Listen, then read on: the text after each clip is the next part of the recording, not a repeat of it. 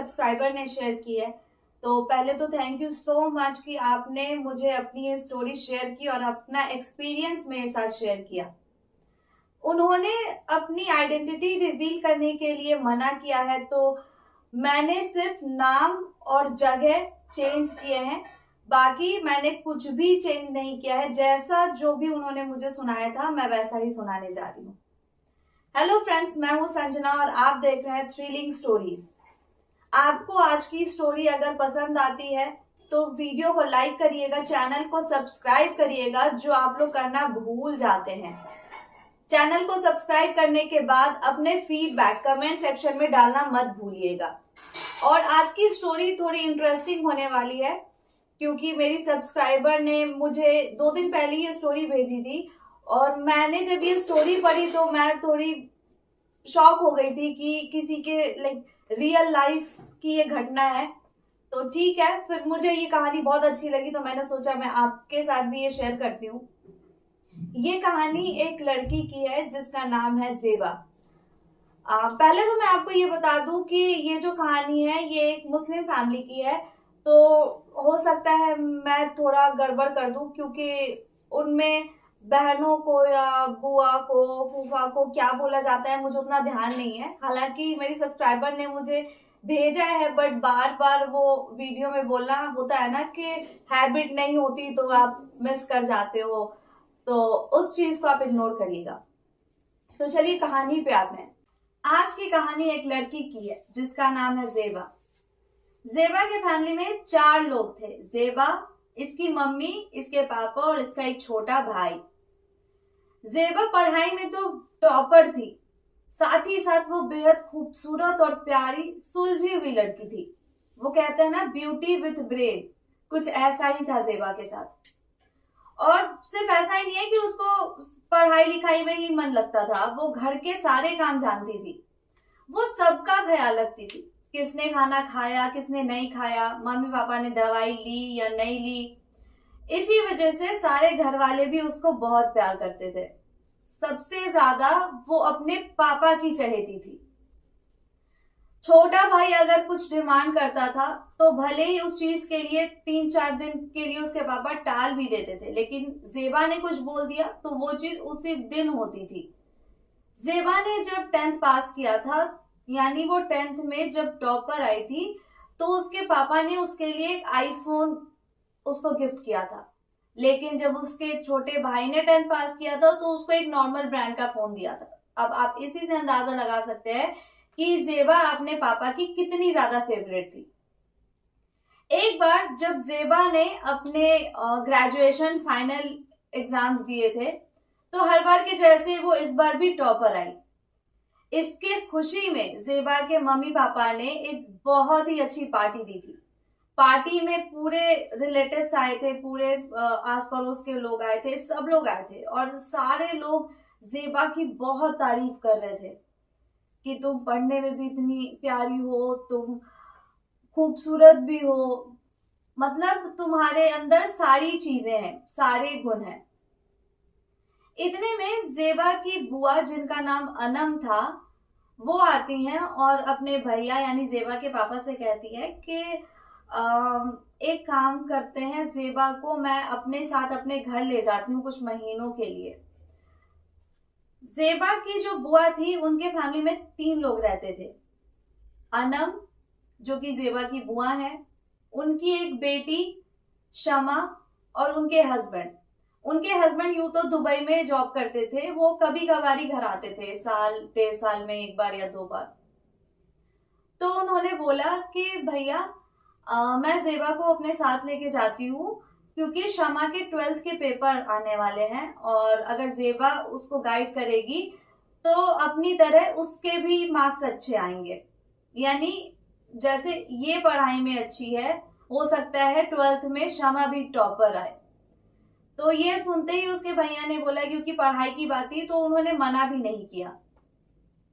यूं तो अनम का छोटा सा ही परिवार था, लेकिन अनम के जो ससुराल वाले थे उनकी पुश्तैनी बहुत सारी जमीन थी और अनम का जो घर था वो एक हवेली ही था, आप समझ के चलिए। बहुत बड़ा घर था, बहुत आलीशान खूबसूरत सा घर था। अब जेबा के जाने की बात सुन के जेबा की मम्मी थोड़ी परेशान हो गई, क्योंकि उन्होंने अनम के घर के बारे में कुछ चीजें सुन रखी थी, जैसे उनके घर पे कुछ नेगेटिव एनर्जी है, ऐसा कुछ। कभी देखा सुना तो नहीं था, लेकिन हाँ आस पड़ोस के लोगों से या होता है ना कुछ रिलेटिव से कि हाँ उनके घर पे कुछ ऐसा है। इस पर अनम ने बोला कि आप बिल्कुल भी परेशान मत होइए, मेरे लिए जैसी क्षमा है वैसी जेबा है, मैं जेबा को बहुत प्यार करती हूँ, ये चीजें आपको भी पता है। तो मैं जेबा को जैसे लेके जा रही हूँ वैसे ही सही सलामत आपके पास छोड़ के जाऊंगी, आप बिल्कुल परेशान मत होइए, मैं जेबा का बहुत ख्याल रखूंगी। उन्होंने जेबा के मम्मी पापा को कन्विंस किया तो वो मान गए। अगले दिन जेबा ने पैकिंग वगैरह की और शाम में अपनी बुआ के साथ उनके घर चली गई। जेबा जब उनके घर पहुंचती है तो देखती है कि उनका घर बहुत बड़ी हवेली के जैसा है, बहुत प्यारा खूबसूरत सा घर है। ये देख के वो हैरान हो जाती है, फिर अपनी बुआ से पूछती है कि बुआ आपका घर इतना बड़ा इतना आलीशान है, आप 2-3 लोग ही बस कैसे रह ले, तो आपका मन कैसे लग जाता है। अनम कहती है कि जब मैं पहली बार इस घर में आई थी तो उस वक्त शमा के दादा दादी और इसकी बुआ भी रहते थे, तो मन लग जाता था। लेकिन जैसा तुझे पता ही है कि इसके दादा दादी भी गुजर गए हैं और इसकी बुआ की भी अब शादी हो गई है, तो अब थोड़ा ऐसा होता है कि थोड़ी बोरियत सी हो जाती है, लेकिन फिर भी क्या ही कर सकते हैं, रहना भी यही है। फिर उन्होंने कहा कि तू टेंशन क्यों लेती है, अब तो तू आ गई है, अब हम कुछ महीने बहुत मजे करेंगे। इतने में शमा दौड़ती भी आती है और जेबा को जोर से हक करती है, फिर कहती है कि थैंक यू सो मच, आप आ गए मेरे लिए, अब मुझे पता है मेरे 12th के पेपर्स बहुत अच्छे जाएंगे, हम दोनों खूब मस्ती करेंगे, अब आप चलिए मैं आपको अपना घर दिखाती हूँ। वो जेबा को पूरा घर दिखाने के लिए लेके जाती है अपने साथ। जैसा मैंने आपको पहले ही बताया कि इनका घर एक हवेली जैसा था, तो उस घर में बहुत सारे कमरे थे। जेबा ने नोटिस किया कि एक कमरा था, उसमें बहुत बड़ा सा एक लॉक लगा हुआ था और वो बंद था। उसने अपनी बुआ से पूछा कि बुआ ये कमरा बंद क्यों है, मतलब ऐसा क्यों, इतना प्यारा अच्छा सा घर है आपका, बीच में आपने कमरा लॉक कर दिया है, ये अच्छा भी नहीं लग रहा। इस पर अनम बताती है कि जब मैं शुरू शुरू में इस घर में आई थी तो मैं देखती थी कि मेरी जो सासू माँ है वो इस कमरे की सफाई करती थी और निकल जाती थी और लॉक कर देती थी कमरा। जब मैं पूछती भी थी उनसे कुछ तो वो कुछ बताती नहीं थी, बस बोलती थी कि जब वक्त आएगा तो मैं तुझे खुद बता दूंगी। फिर बाद में जब उनकी तबीयत खराब रहने लगी तो उन्होंने मुझे खुद अपने पास बुलाया एक दिन और कहा कि इस कमरे में ना बहुत यानी कई पीढ़ियों से एक जिन रहता है और ये उसी का कमरा है। उन्होंने बताया कि उस जिन को हटाने के लिए बहुत लोगों ने कोशिश की, लेकिन जब भी कोई हटाने जाता तो या तो वो इंसान बीमार पड़ जाता या तो उसके साथ कोई हादसा हो जाता। सबने बहुत कोशिश की लेकिन कभी उसको हटा नहीं पाए। तभी एक मौलवी जी आए, उन्होंने कहा कि ये बहुत समय से यहीं पे रहता है और ये नहीं चाहता कि इसका जगह कोई ले, तो आप एक काम करो, आप ये कमरा उसके लिए ही छोड़ दो, लेकिन हाँ कभी उस कमरे में रहने की कोशिश मत करना, साफ सफाई करना और फिर बाद में लॉक कर देना, वो आप लोगों को परेशान नहीं करेगा। तब से इस फैमिली में जितनी भी बहू आती हैं ये चीज उन सबको फॉलो करनी पड़ती है, सबको साफ सफाई करना होता है फिर लॉक कर देना होता है। यूं तो मैंने कभी ऐसा कुछ नोटिस नहीं किया, लेकिन हाँ कभी कभी ऐसा होता है कि जब मैं उस कमरे में साफ सफाई करने के लिए जाती हूँ, यूं तो उस कमरे में कुछ है ही नहीं, वो कमरा पूरा खाली है, बट फिर भी कभी कभी मैं जब जाती हूँ तो ऐसा फील होता है कि उस कमरे से बेहद प्यारी और एक स्ट्रॉन्ग सी खुशबू आती है। यूं तो उस कमरे की जितनी भी खिड़कियां हैं वो लॉक रहती हैं, अब मुझे समझ नहीं आता वो खुशबू कहाँ से आती है, और वो उस कमरे तक ही रहती हैं, यानी कि जब मैं उस कमरे की सफाई करके बाहर निकलती हूँ और लॉक करती हूँ तो बाहर ऐसी कोई भी खुशबू नहीं होती। इस पर जेबा जोर जोर से हंसने लगती है और कहती है कि आप, माना कि पहले के लोग अंधविश्वासी थे, लेकिन आप तो इतनी पढ़ी लिखी हो, आप इन चीजों पे कैसे बिलीव करती हो? अब मैंने आपको पहले ही बताया कि जो लोग इन चीजों को देख चुके हैं, महसूस कर चुके हैं या मानते हैं, वो ठीक है, मान सकते हैं, लेकिन जो लोग नहीं मानते उनको कभी इन चीजों को लेके मजाक नहीं बनाना चाहिए कि हाँ मजाक बना दिया या डिनाई कर दिया या चैलेंज कर दिया कि ऐसा कुछ नहीं होता, चलो मैं चैलेंज करके दिखाता हूँ, ये करके दिखाता हूँ, वो करके दिखाता हूँ। जरूरत क्या है? क्या पता कभी वो चीजें आपके साथ मजाक कर दे। फिर इन चीजों को कभी डिनाई नहीं करना चाहिए। ठीक है अपनी जगह, लेकिन जो जेबा थी वो मजाक बनाने लगी। इस पर जेबा की बुआ कहती है कि चुप हो जा, ऐसे नहीं बोलते। ठीक है, मैं जानती हूँ तू आज की लड़की है, तू इन चीजों को नहीं मानेगी, लेकिन अपनी बुआ की एक बात तो मान सकती है। जेबा ने बोला कि हाँ बताओ क्या बात माननी है। उन्होंने बोला कि तू मुझसे प्रॉमिस कर कि तू उस कमरे में या उस कमरे के आसपास बिल्कुल भी नहीं जाएगी। जेबा ने हंसते हुए कहा कि पहली बात, भूत प्रेत जिन इन जैसी कुछ कोई चीजें होती ही नहीं है, ये सब कुछ अंधविश्वास है। और दूसरी बात कि आप मेरी टेंशन मत लो, मैं अपना और आपका दोनों का ख्याल बहुत अच्छे से रख सकती हूँ। और इतना कहते हुए वो शमा के कमरे में चली गई। अगले दिन करीब 3 बजे दोपहर में शमा अपने ट्यूशन गई होती है और जो अनम है वो बाजार गई होती है कुछ सामान लाने के लिए। तो जेबा सोचती है कि मैं उस कमरे में जाती हूँ, आखिर उसमें ऐसा क्या है कि बुआ कहती है उसमें खुशबू आती है और पता नहीं क्या क्या, और पता नहीं क्यों इस कमरे को बंद कर रखा है। अगर मैं बुआ से बोल के जाऊंगी तो वो तो कभी मुझे जाने नहीं देंगी। ये सोचते हुए वो उस कमरे में जाती है और लॉक खोल देती है। लॉक खोल के वो उस कमरे के अंदर पहुंचती है। वो देखती है कि ये कमरा बिल्कुल खाली है, यानी कि ना कोई कर्टन्स, ना बेड, ना चेयर, ना टेबल, कुछ भी नहीं, एक तिनका तक नहीं। और ये कमरा एकदम खाली था और इसमें अंधेरा था। अब वो थोड़ी देर उस कमरे में रुकती है, इधर उधर घूमती है, फिर मन में सोचते सोचते बाहर आ जाती है कि पता नहीं बुआ ने इतने अच्छे कमरे को क्यों बंद करके रखा है, बेमतलब में लॉक करके रखा है। और बाहर आके वो नहाने के लिए चली जाती है। नहाने के बाद वो अपने बालों को सुखाने के लिए छत पे पहुंचती है। छत पे जाने के बाद वो इधर उधर आस पड़ोस का नजारा देखती है, कहाँ क्या है, कैसे घर है, नीचे लोग आ जा रहे होते हैं। इन चीजों को वो देख ही रही होती है कि उसको ऐसा फील होता है कि उसके बालों को कोई इस तरीके से छूता हुआ निकला हो। अब उसने घबरा के पीछे देखा, देखती है कि कोई नहीं है। फिर उसको लगा कि कहीं शमा तो नहीं, लेकिन उसने ध्यान दिया कि जब वो छत पे आई थी तो आने के बाद उसने छत का दरवाजा लॉक कर दिया था, तो शमा के आने की तो कोई सवाल ही नहीं होती। उसने इस चीज को इग्नोर कर दिया। इग्नोर करके वो दोबारा आजू बाजू की चीजें देखने लग जाती हैं। देखते देखते उसको ऐसा महसूस होता है कि कोई उसको घूर रहा हो।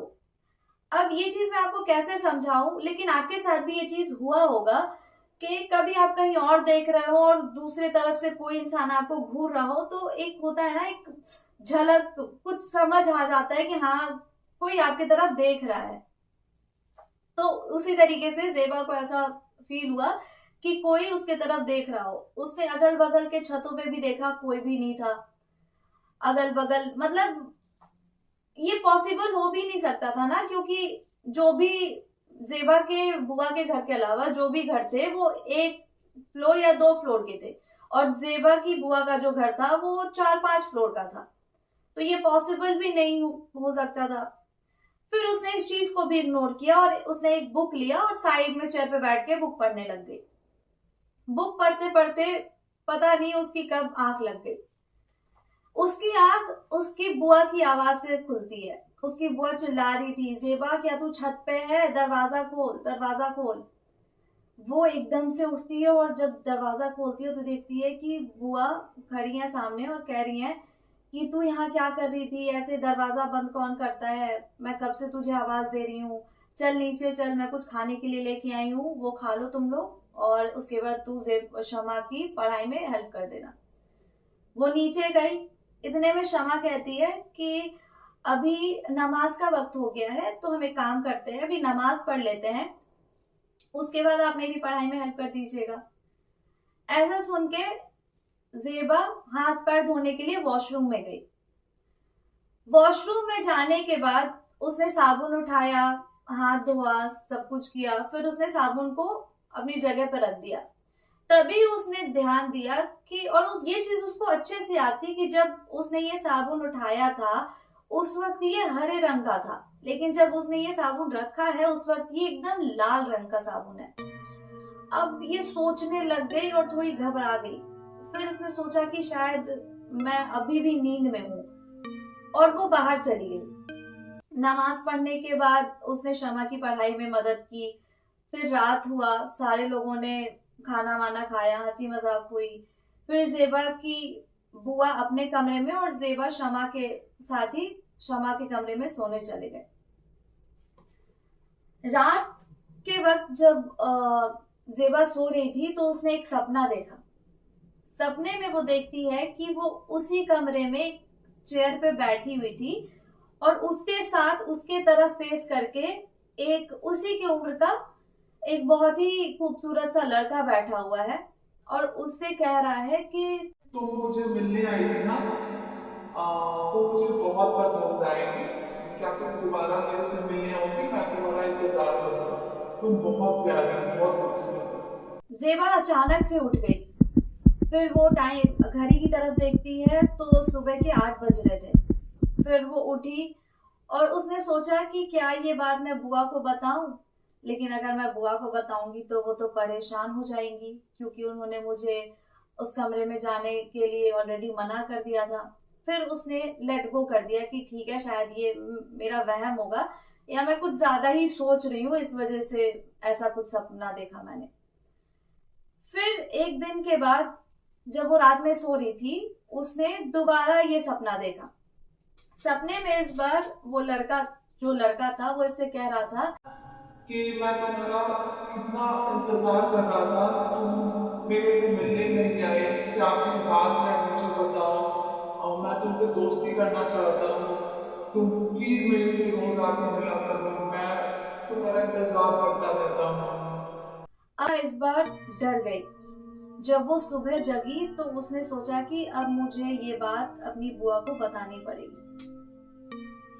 वो अपनी बुआ के पास जाती है और उनको कहती है कि बुआ, मैंने ये सपना देखा है। लेकिन उसने ये बात नहीं बताया कि वो कभी उस कमरे में गई थी। उसको लगा बुआ तो डांटेंगी।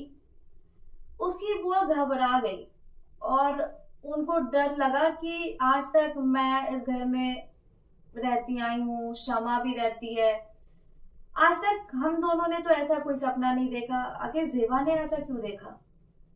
फिर यही सोच के उसने जो जेबा की बुआ थी वो जेबा को लेके एक मौलवी जी के पास जाती है। वो मौलवी जी बताते हैं कि जब इन चीजों को जब तक आप अपने तरफ से बुलाते नहीं हो या इजाजत नहीं देते या इनकी जगह पे आप जाके कोई दखल अंदाजी नहीं करते, ये हो ही नहीं सकता कि आपके पास ऐसे आ जाए। जरूर इसने किसी का लिया दिया खाया है या किसी के घर गई होगी, किसी और के कपड़े पहन लिए होंगे या कुछ ऐसा हुआ होगा, याद करो। जेबा कहती है कि नहीं, ऐसा तो कुछ नहीं है, और अनम कहती है कि अभी तो ये कुछ दिन पहले ही मेरे पास आई है, यहाँ रहती भी नहीं है, इसका घर जो दूसरी जगह है, तो ये यहाँ किसी को जानती नहीं है। तब बहुत जोर देने के बाद जेबा ने ये बात मौलवी जी और अपनी बुआ को बताई कि हाँ, जब मेरी बुआ बाहर गई थी और घर पे कोई नहीं था तो मैं उस कमरे में गई थी।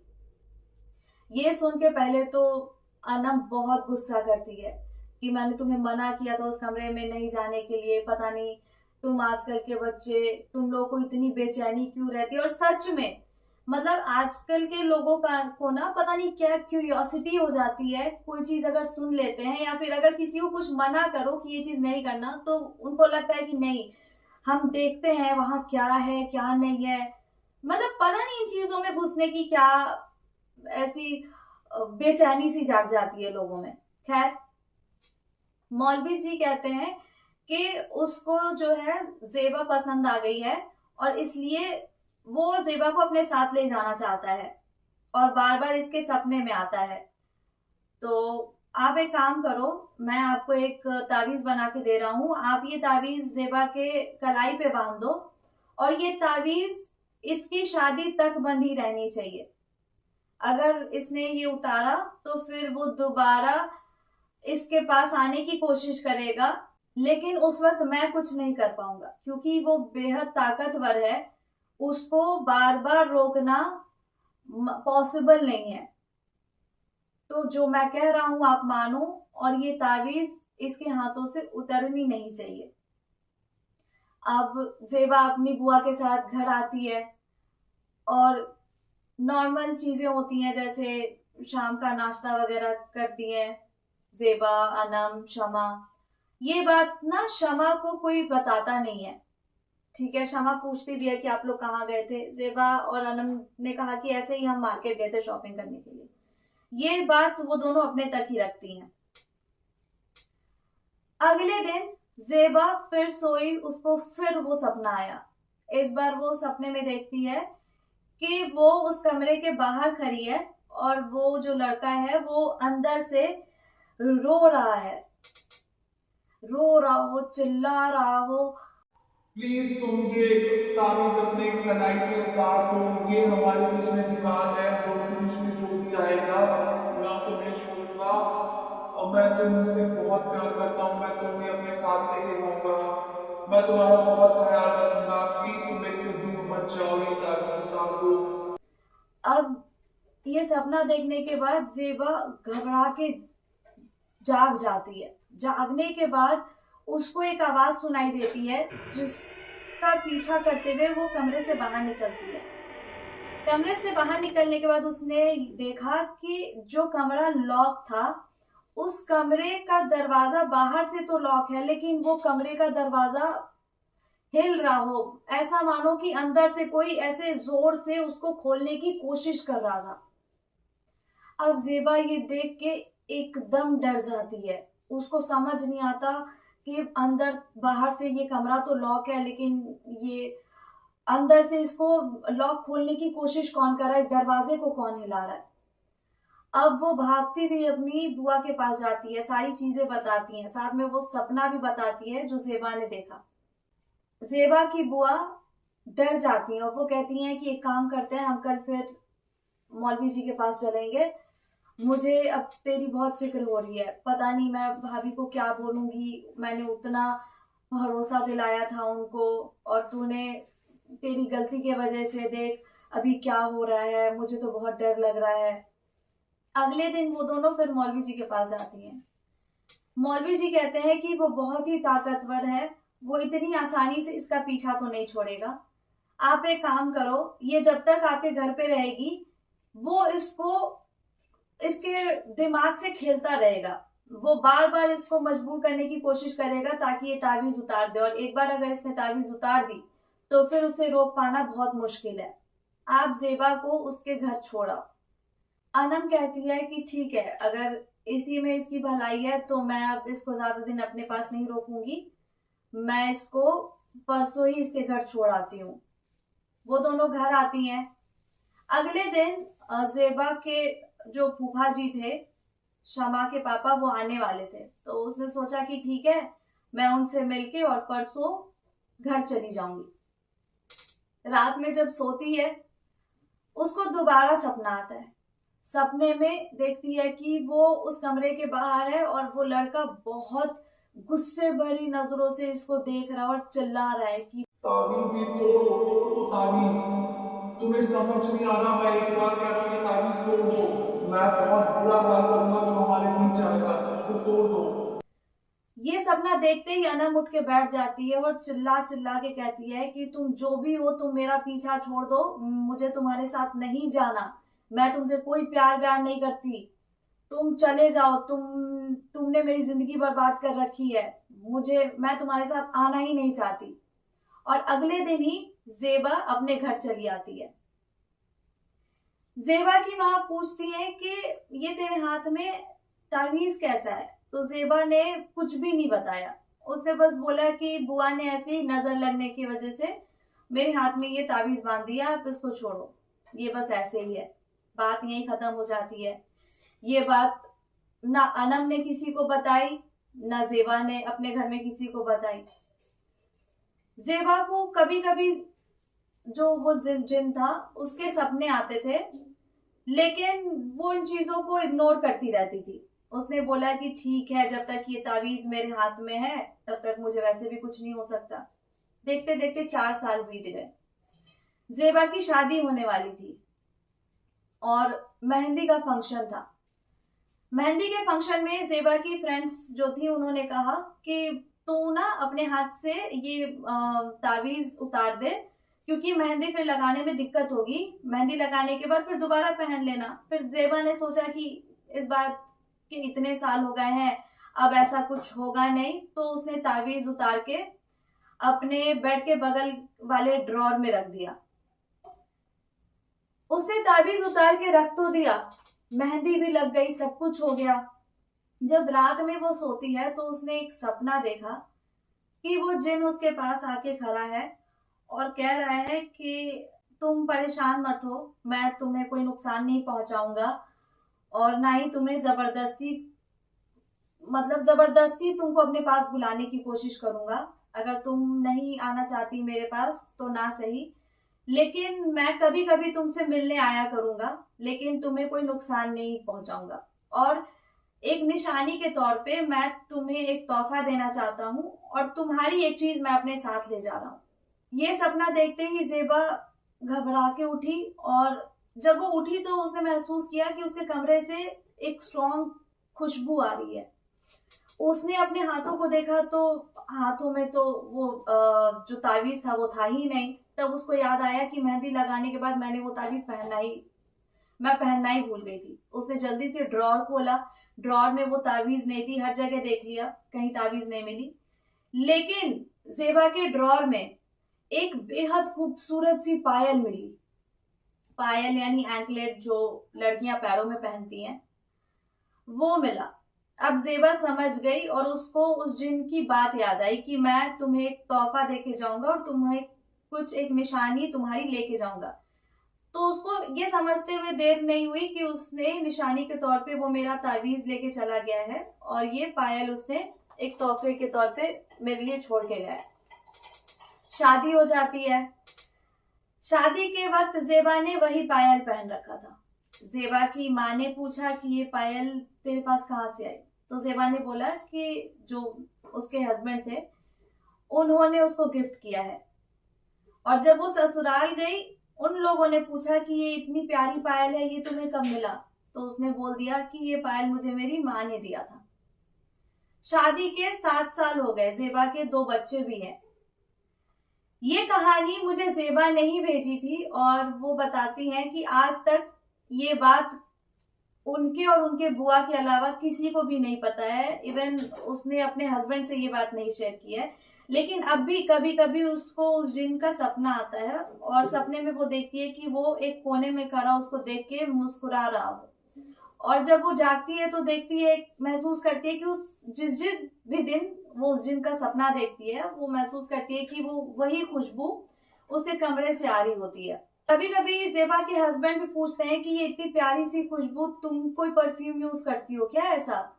तो जेबा हाँ में सिर हिला देती है और वो बोल भी क्या सकती है, वो बताना चाहती भी नहीं थी ये बात। आप बताइए ये स्टोरी आपको कैसी लगी? मैं दोबारा अपने सब्सक्राइबर को थैंक यू बोलना चाहती हूँ कि उन्होंने अपनी ये स्टोरी, अपना एक्सपीरियंस मेरे साथ शेयर किया। आप लोग भी अगर कोई स्टोरी, कोई रियल घटना, कोई रियल इंसिडेंट मेरे साथ शेयर करना चाहते हैं तो नीचे दिए हुए मेरे ईमेल आईडी पे डिस्क्रिप्शन के साथ अपनी स्टोरी शेयर कर सकते हैं या कमेंट सेक्शन में भी अपनी स्टोरी शेयर कर सकते हैं। मिलते हैं हम अगले एक नए वीडियो के साथ, तब तक के लिए बाय एंड टेक केयर।